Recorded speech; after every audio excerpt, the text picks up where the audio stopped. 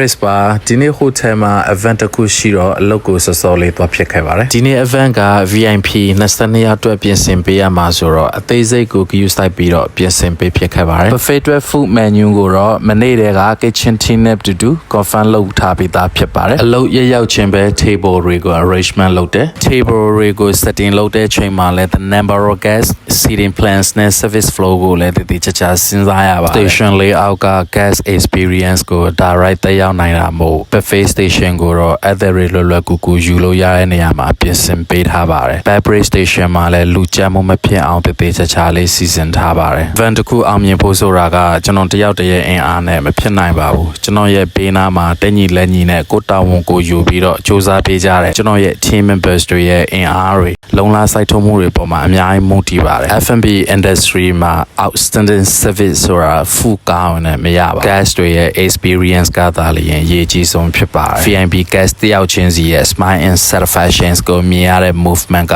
ကျွန်တော်တို့ team တစ်ခုလုံးရဲ့ the biggest achievement ပါ outstanding service ပေးနိုင်တယ်ဆိုတဲ့ feelings ကဘယ်အရာနဲ့မှအစားထိုးလို့မရပါဘူးဒီနေ့ event က